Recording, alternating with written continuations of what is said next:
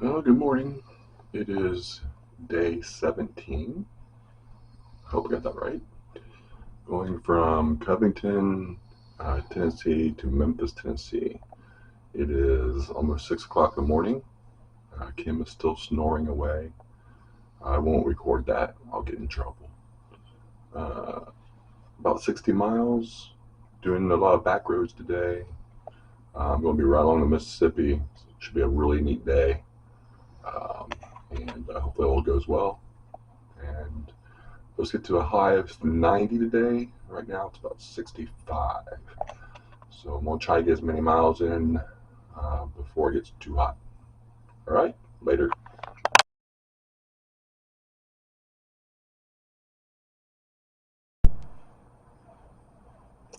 The true life of Joe Royer SAG is to pick up and pack, clean up after him. Yeah, that's what I get to do every morning.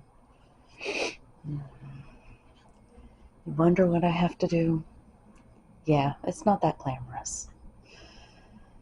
Well, I guess I'll get at it. Hello, everybody. I'm gonna try to talk softer. My audio gets distorted when I think I talk. Do I talk too loud? Is what it is. Yes, you talk too loud. I'm gonna try to talk softer. Hopefully, the audio doesn't get distorted. Is this better? I'm sure it's better. This is day 17. 17. Oh, tomorrow's 17. Today's 17. That's what you just Yes, said. today's 17.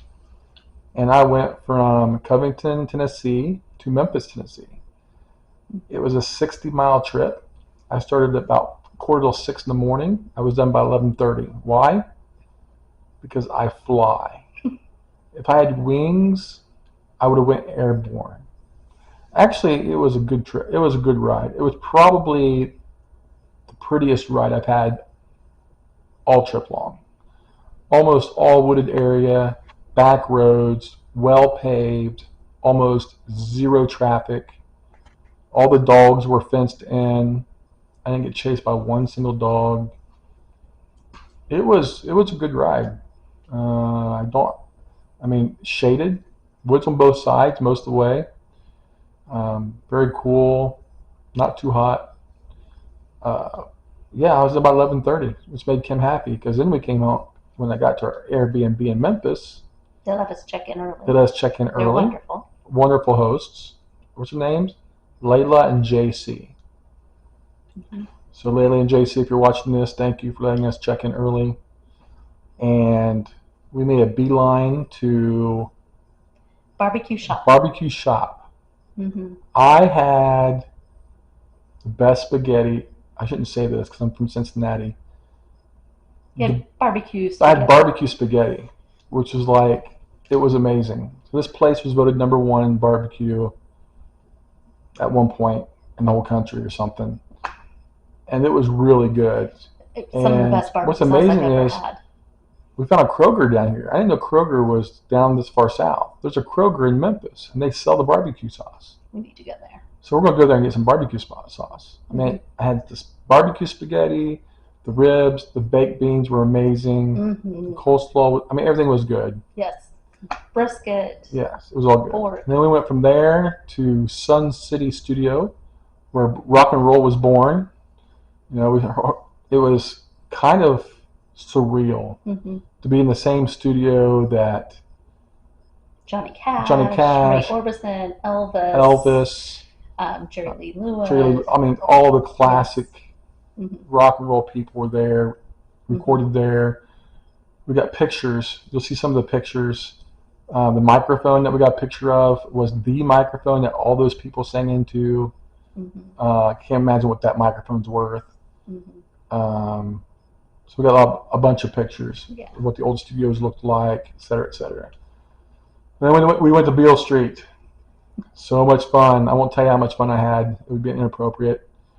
But we had more barbecue, and we ate at Blue Street Cafe. The name of it? Blue City Cafe. There was live music everywhere. Yeah. Everywhere. And this is built in the afternoon. Yeah. I mean, we're not even going to go there at night. Mm-hmm. So it's been a good day. Got done riding early, had a fun time. Now we're at Airbnb just chilling. And so I'll have pictures to show you later. Tomorrow is day 18, but it will be a rest day. If I had my way, I would get more barbecue spaghetti and more Beale Street. But we're planning on going to the Cozy Corner, which is a barbecue place the locals go to. And we're planning on going to Gus's Fried Chicken. Yeah. It's supposed to be an amazing place. Yes. So tomorrow, just and going Stax Museum. Stax Museum. Which is the birthplace of soul. The birthplace of soul. So yeah, first time in Memphis. We're already having a good time. The riding is going good. Physically, I feel great. Really surprised at how I'm feeling physically. No issues whatsoever with anything. So that's all good. You got anything you want to add? Part of my pilgrimage today, Oh yeah. I shopped. I love shopping and getting a great deal. And I got a great deal. Went to one store, spent an hour there. It was amazing. I'm glad she had Didn't even spend $90 and I got a ton of stuff. That's amazing. If you didn't even spend $90, you saved so much money. Well, I was so excited. You were so excited. It is a pilgrimage. That is where I get refueled. All right. Good deal, a good bargain. Yes. Okay. All right. Yes. All right. She's excited. All right. Anything else you want to add? No. I guess it. We gotta get going because I have a classic. A classic. Dun, dun, dun, dun. Things that are expired that you find along the freeway. The freeway. Yeah, I don't know. All right, later.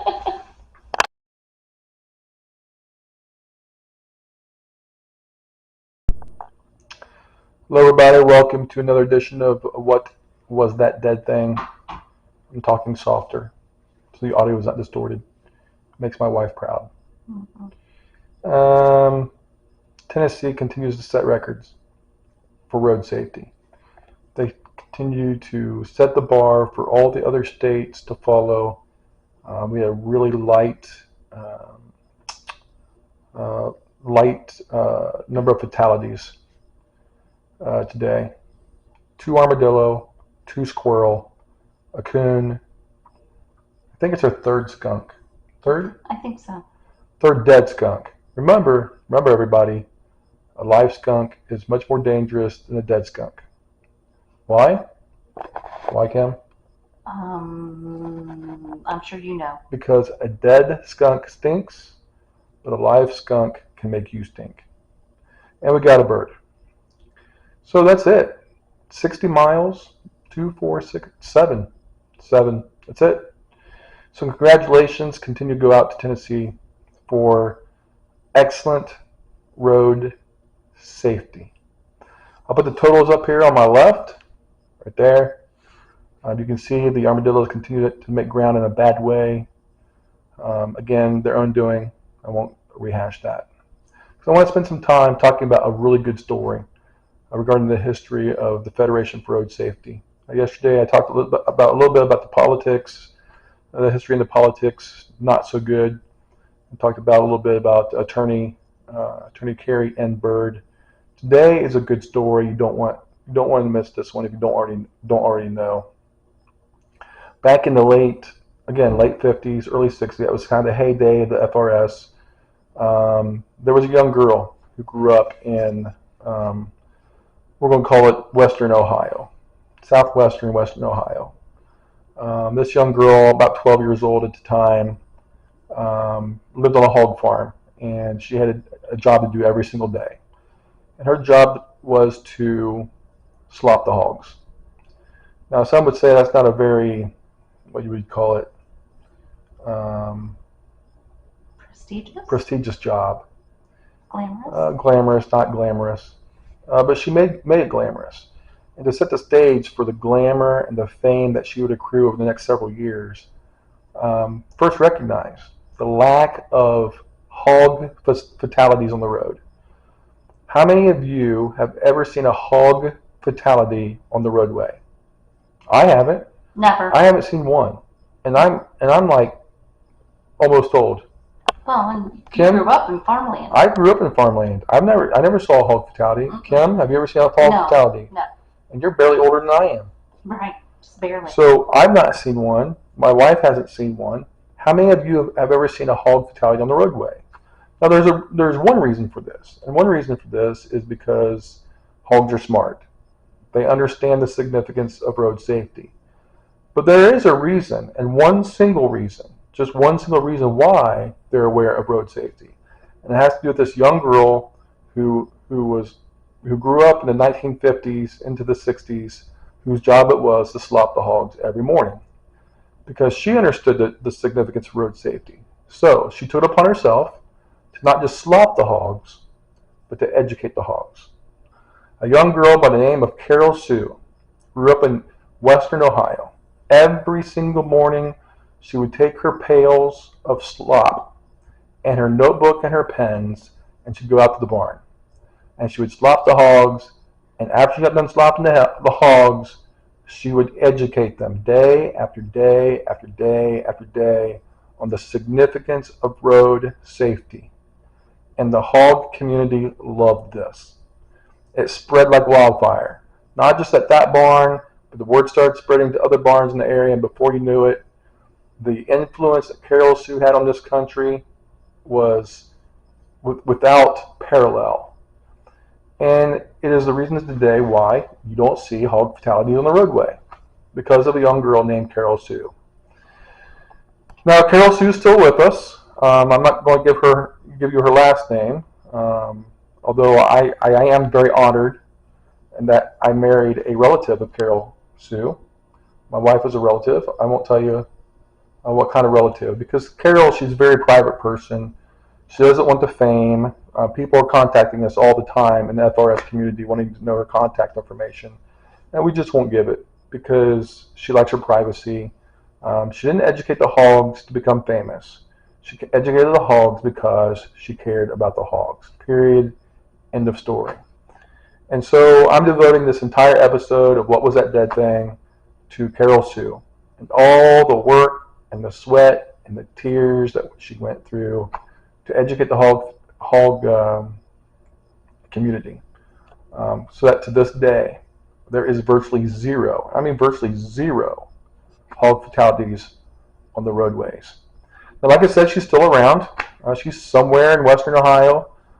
She has retired in terms of educating the hogs. Her job's done. I mean, what more can you do?